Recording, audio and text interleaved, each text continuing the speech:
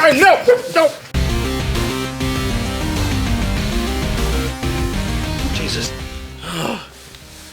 Doug's got a mouth on him, in case you're just joining us. Settle it outside after this, you two. Okay? Yeah. Not on WASD. Not on WASD. All right, we're going to talk about what we're playing and then what we're drinking. So, what are you drinking? I am drinking Firestone Velvet Merlin Oatmeal Stout. One of the smoothest stouts I've ever had It in is my very life. smooth. It's very good. Smooth like my moves. Your moves aren't smooth. What are you drinking? I'm drinking Rainier. I'm going to go get you a beer then. Ronnie, eh? That's good. That's good. Yeah. I'm drinking Rainier. It's a lager, and it's because I grew up on the East Coast. And this is my third one because I'm the only one who's been drinking all day. So I'm a little buzzed. What are you drinking, Logan? I'm drinking Falco from Evil Twin. Falco. The best thing that ever came out of Connecticut, I believe. It's from Stratford, Connecticut. Yeah. It's the only nice thing that ever came out of Connecticut, and I'm about to put it inside me. A Pilsner glass for an IPA? What an uncivilized you fuck. uncouth slob. So I'm drinking a lager like it should be drank out of the can. Because it don't matter. I'm out of here. Goodbye. All right, what are you playing? Currently, I actually just got a new gaming PC, and I am now finally playing Rise of the Tomb Raider. You guys can see the link to his gaming PC somewhere if I feel like editing it in It'll there. happen Actually, eventually. Pistol does. What am I playing? Elder Scrolls Online, like a madman. But I am Nice. taking a break until the Morrowind DLC now. Or expansion. So, yeah, that's pretty much it. All right, I've been cutting myself off from work at a certain time so I can go home every day. I've actually started to play some of my backlog. I played through Trine 2 co-op. That was a ton of fun. I got the new Ghost Recon game, realized it was third person, then closed out. I've got to figure out if maybe there's a first person option. I don't know. Yeah. Civilization 4, because I'm too cheap to buy 6. I was like, I was looking at 6 and I was like, ooh, I really want to buy 6. And I was like, I don't want to buy it that much. So, At least you're honest. Yeah. yeah. You're also playing Conan, right? Oh, yeah. Have you been playing Conan? I played about 4 to 5 hours of it, and How big did you slide your dick to be? I didn't. Why is that the because- first thing? Yeah. Because What? that's what everyone is only doing coverage on. They didn't make Dick Slider the game. And I want to talk to make Dick Slider the game. Is that a game about really fucked up hamburgers? Or is that a game about What's that a really game? painful slip and slide? What's that Put it game this where way. you play the hot dogs that also have like holes in them and you like have to... That's called American Media Will Love This, the game. Well, how many times in the movie did he have sex with random women? Like, obviously, there's going to be sex in the game. I need to yell at the American true. media for a minute. Maybe the European media too, but I don't know. I've seen You go American Media. I've seen listen like up. 900 articles about the endowment slider in Conan to the like 300 articles about the actual content of the game. It's like all of a sudden this game comes out and the freaking media goes crazy and becomes 12 years old and goes hee and uploads videos of it. Like we're like all of a sudden it's like, well, we couldn't put nudity on our website until now it's in a game that everyone wants to talk about, so now we can get away with it. It's like hee, we found a way to get away with it. Let's upload penis pics to the internet. Guys, it's a penis. Get over it. Get used to it. These things, everyone has one. It gets clicks on their websites. That's Does it get Not clicks? everyone. Every dude has one. Birds and bees. And the cigarette trees. Yeah. All right, we're going to talk about in this episode the games we're most looking forward to in 2017. 2017. Yeah. Yep. First game up on the list. Ooh. So the first game that was mentioned was Cuphead, which has been talked about since like 2015 or something like that. So this is going to be the year. Know what I'm saying? The animations are crazy. Yeah, it's supposed to look like 1920s, 1930s era animation. You were pretty excited about this one too, dude. Yeah, I'm excited about this because it's like 1930s cartoon style. I used to watch all like the old Mickey Mouse stuff, and this looks like just fun. Like it just looks fun. It doesn't look frustrating. It doesn't look like you have to grind anything. It just looks like a lot of fun. And co-op looks really fun on it too. I think we should Yeah. get really blazed and play it when it comes out.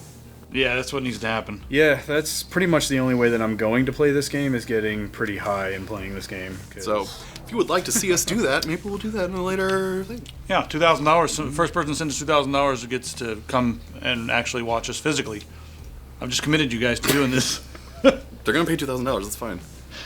Yeah. $2,000 to come watch us get blazed and play a video That seems like a waste of $2,000, but We're hurting for cash. Come on. but if you want to pay it, that's fine. We will suck it up and get high and play a video game. We'll suck Yeah, it I up. guess- for you. Oh, I guess I'll get high. All right. Next up is a game that I'm really looking forward to. It's called 7 with a backwards E. I don't like it anymore because it's backwards Z. All right, so anyway, some of the guys, I guess they're advertising heavily. Some of the guys from the Witcher development team got together, and they're using Unreal Engine 4 here.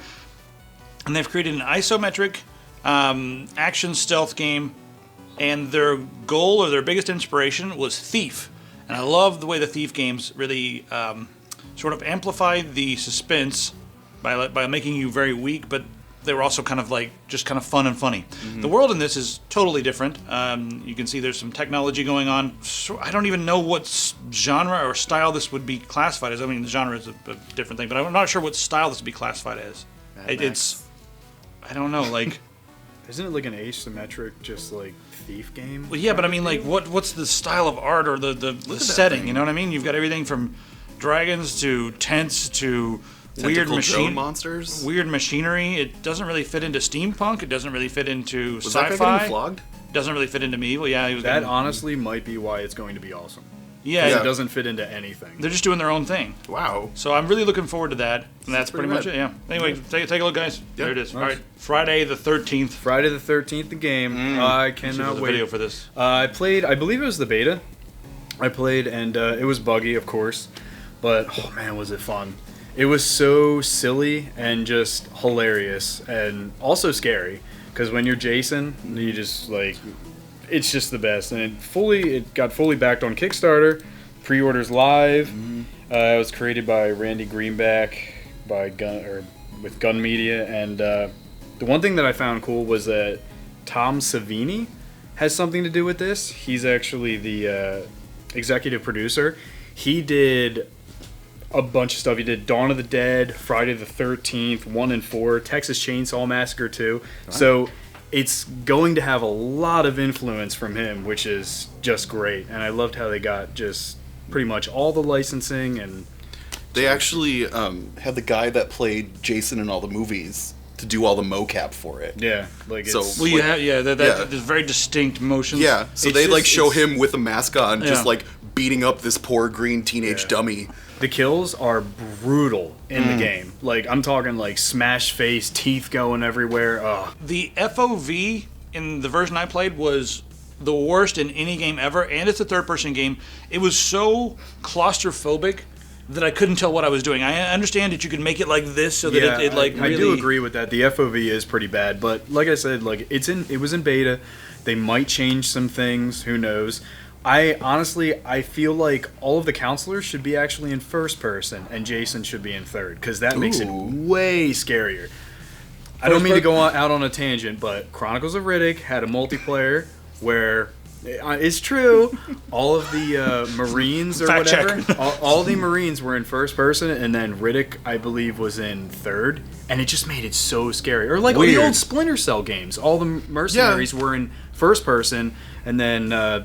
if you were a Splinter Cell agent, you were in third. So it made it like really creepy. It'd be interesting if they gave you an option for that, you know? That would be kind of cool. That's kind of what they did on Resident Evil 7 and stuff too, like having it from the first person point of view. I mean, I played it for one of the reviews and stuff. Yeah, it makes it creepier. It was creepier because you didn't have to like look at Leon's back the whole time or anything. So it made it more like, oh.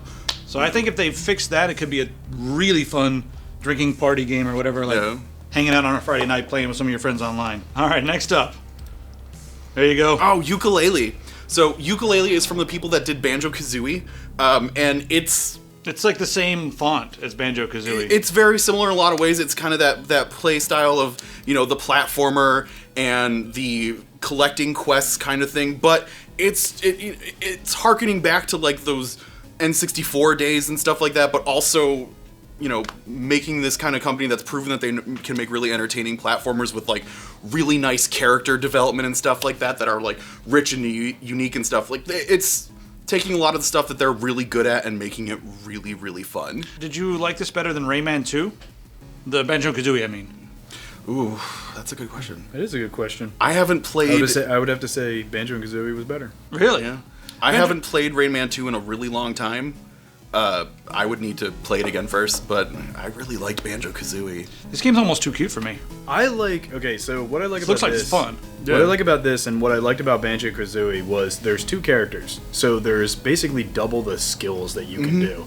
Like, you could fly or you could roll around. Like, that's Right. kind of what I like. And this just feels like the old N64 feel to it. Yeah. So it just it looks like fun. I'm not gonna lie. Yeah, I mean, Platforming, N64 puzzle solving. Yeah. It's even got other features built into it too. Like there's a retro arcade game system that's going to be in it too. So there's all kinds of mini games and cool stuff you can do on top of it. And they've been showcasing some of the power ups and things. And Yuka and Laylee both have their own very distinct power systems that make them pretty cool. It's not just like the bat is just the bird with a different skin over and it does the exact same things, which is really cool. All right, I guess I'll check that out. I'm into it. I do like platformers. I mean, every once in a while you just want one, but Yeah. it's like, am I too gruff for this now? I don't know. Just play it by yourself when no one's watching and don't let anybody know. It's like what I do with Zelda.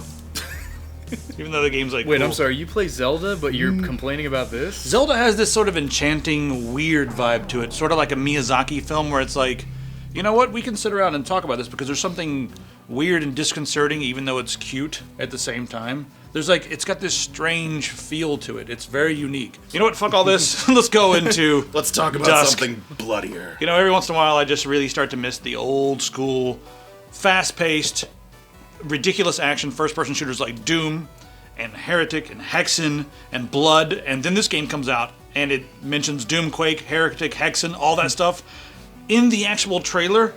And it's made by people I know who've been in the industry for a long time. Andrew is making some metal music for this. Right there he is on the screen. He did if you guys have IDKFA, just type that into YouTube and you can listen to him redo the entire Doom soundtrack, the original awesome. Doom. Or you guys can hear his work on Rise of the Triad and a few other Bombshell and a few other games most recently. But yeah, this is just going to be all sorts of mayhem and all sorts of ridiculousness. And if they do the level design right, where I'm talking like, it's not just run and gun. The games like Doom and Quake and Blood, they did have turns and twists, and you did have to solve the levels in a certain way. If they get that down, and they have the waves of enemies coming in, and if they can nail that feel, then this will be awesome. Does anyone else feel like all their choices so far are things that harken back to older times?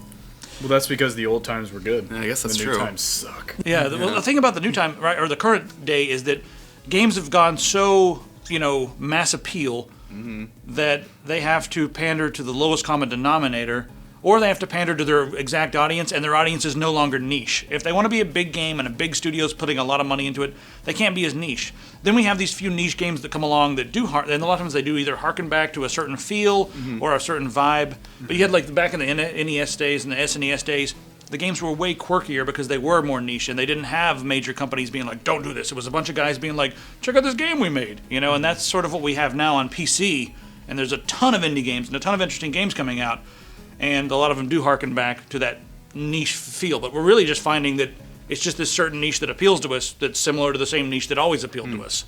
If that makes sense. Yeah, I get what you're saying. All right. Yeah. What's next on the list here? South Park, The Fractured Butt Hole. Fractured Butt Hole. Right.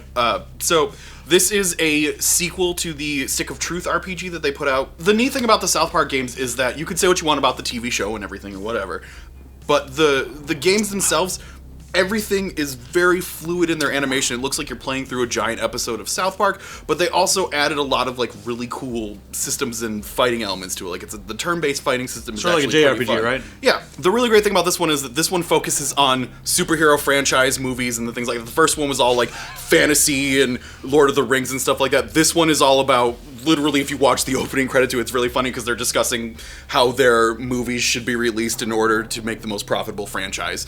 So this one all focuses on that superhero, MCU universe kind of stuff, which I'm really excited about. I had a really good time playing the Stick of Truth. It was a lot of fun. It was very entertaining. I mean, I don't watch the show anymore, but these are the kind of games that I look forward to. Even if I wouldn't ever watch the show again, I would still play the hell out of this. So, Can you believe how long South Park's been around? It's doing something. 20? It's coming on 20 years, something like that? South Park is staying very relevant by standing on the sidelines, looking at the absurdities in pop culture and shining a flashlight on it. And they just keep doing their thing. Mm-hmm. And they're not going to be. If you watch this in 30 years, if you're not up and up on what's going on right here at the moment, in 30 years it's going to be like, this is funny, but I don't get any of this, Because it's Why'd all they kill that very kid? momentary. Yeah. Next up. Scorn. This game looks ridiculous. It's not linear. You don't just have like one path. So you can like kind of figure out where you're Yeah, going. it's got a whole bunch of puzzles, and you can go wherever you want and do whatever you want. But the horror element in it is just like, I don't know. It's disturbing. Like it feels disturbing. It's when like you watch the trailer. It looks like Flesh put on a Geiger design or something like that. Yeah, it's it's just all it, HG it kind of looks stuff. like hell, in a way, and it reminds me of Agony. It does remind me, but Agony seems But- a lot more like brutal. Yeah, Agony is like supposed to be in hell. This game, I don't know where it's at. Agony seems over the top just- compared to this in terms of. Like, Oh, and then another thing that I love about this, so it's going to be first person. There will be no HUD. There No will HUD. be no help. really? Nothing to help you in this game. Oh, thank you. Finally. That's awesome. This game is going to be totally upon your skill set. Is this supposed to be set in the future or like?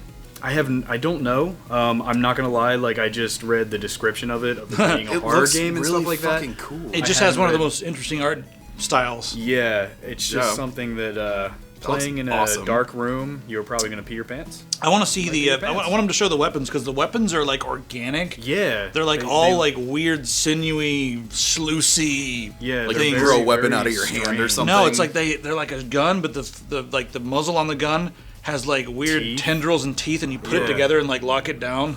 Oh, cool. It's a very strange game. All right, moving right along then. Next game on the list. This is one of my picks. All right, so if you guys may not know, but I love side scrollers and I love visceral. So Death's Gambit fits both of those things. This is a PS4 trailer, but whatever. It's what they put on their website. It'll be the same on PC. So anyway, yeah, it's a Metroidvania style game, and one of the interesting things that they've recently done when they first started developing this, the bosses weren't as big, and they sat down and they were like, you know what? I love Shadow of the Colossus. I love those massive boss battles where you can actually climb on the bad guys, like right here, this guy. And they were like, you know what? Let's do that in 2D. Why not? So right here, you can see he jumps up onto the guy's sword, and he's climbing up the guy's sword, and he's going to get up there and start hitting him in the head in a little bit. So they made the bad guys bigger, and the combat looks really satisfying. If the gameplay is good, and if the level design is interesting, it's another thing. Of course, both this game and my other game, Dusk, have really fun-looking combat, but the level design is going to have to be there. And if it is, then it'll be awesome. All right, next up. Guardians of the Galaxy. I'm pretty stoked. Tell for this. us about it. Yes, Tell Tell us a tale series. about Tell us what's up. So, I haven't been into one of these games in a long time. I think You mean Click Adventures or Telltale Games or what? Telltale Games. Okay. They kind of just like when they started doing the Walking Dead stuff. Like, I'm not a fan of Walking Dead. I'm not. I don't like it, so I was like, I'll pass. And then they did Borderlands, and I'm like, well, I could just play Borderlands, so I'll pass. But this, if they get all the voice actor or all the actors to do the voices and stuff, I think it could be hilarious because the movie was hilarious. I loved the movie, so I'm pretty stoked for this. I don't mind like Click Adventures. You know, if that's how it's going to be. The old LucasArts I ones are the ones I love the most. Yeah. But I Yeah, mean, this, Click Adventures are fun. I'm excited for the sequel too. For The movie? Oh, yeah. the play it sequel's gonna again. be amazing. I can't wait. whatever happened to our Trilby T-shirt? Whatever happened to that T-shirt? Who knows? I forgot to order it. Really? Oh, it's because everything sucked for a while. Everything still sucks, but now you guys, for some reason, pretend it doesn't. So that's great. Don't start making money again. I'm gonna kill Doug. I'm gonna light him on fire. You guys, Guys, Doug is a metaphor for how we're doing here in the office, and he's growing. I'm out of beer. I'm out of beer too. I'm out of but beer too. Do we have any more games to talk about? I don't know. Is I that think we it? might have hit the. That's it. So let us know what you guys think about this year. What's going to be Yeah. your favorite? Yeah, what's What gonna are be you- your favorite Yeah. game? What are you How do guys you know? excited about and why? Yeah. And tell us in the forums. Install Linux or die. All right, bye everybody. I'm gonna go drink more. Yeah. Okay. After one, you have to have more.